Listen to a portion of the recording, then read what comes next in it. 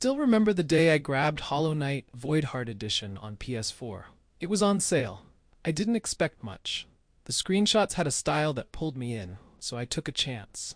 The moment I started playing, it felt like opening a gift I hadn't thought much about, and then finding everything I wanted inside. Clean movement, beautiful art, music that reached right under my ribs.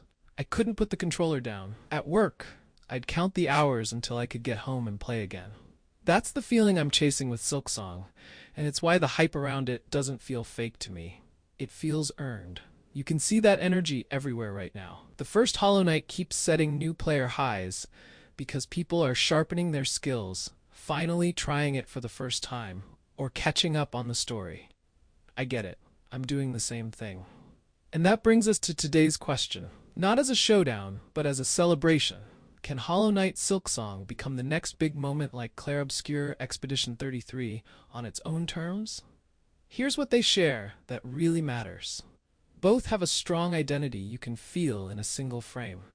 Expedition 33 uses painterly Belle Epoque 3D with dramatic lighting and cinematic camera moves. Every shot looks like a deliberate composition. Silksong lives in hand-drawn 2D with razor-clean silhouettes and animation that's made to be read quickly.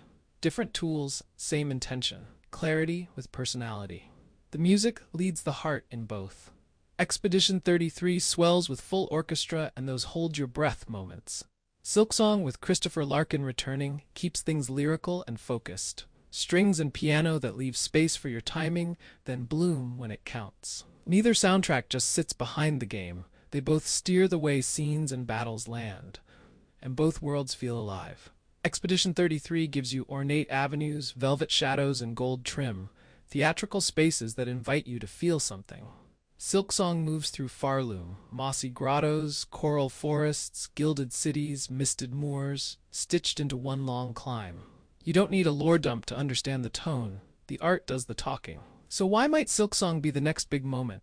First, the entry ramp is wide. It's coming to PC, Windows, macOS, Linux, Nintendo Switch 2, PlayStation 4 and 5, Xbox One, and Xbox Series X and S, with Day 1 Xbox Game Pass. Low friction means more people try it immediately.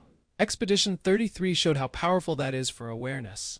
Silksong gets the same boost plus a huge returning audience from the original.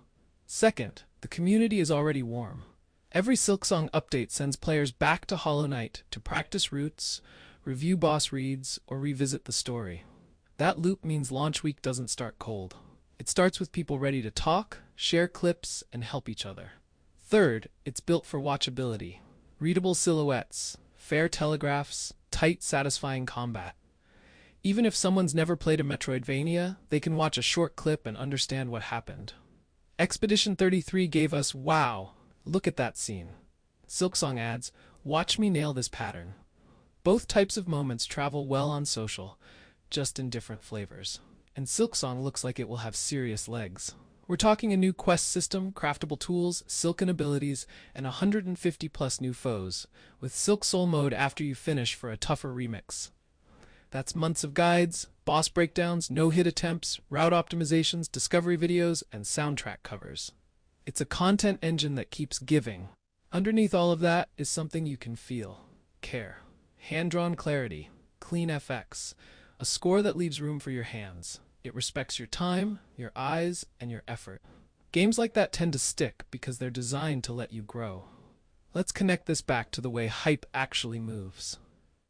Expedition 33 had a breakout surge, striking reveals, instantly shareable scenes, and subscription access that removed the should I buy pause. Silksong has been the steady drum. Years of patience and a community that knows how to amplify real updates without drowning itself in noise. Different patterns, same destination. People show up. Price and passion matter too. Expedition 33 launched at a fair standard price with a deluxe option in some stores and hit Game Pass, spending its resources on spectacle, lighting, materials, camera work, and a big emotional orchestra.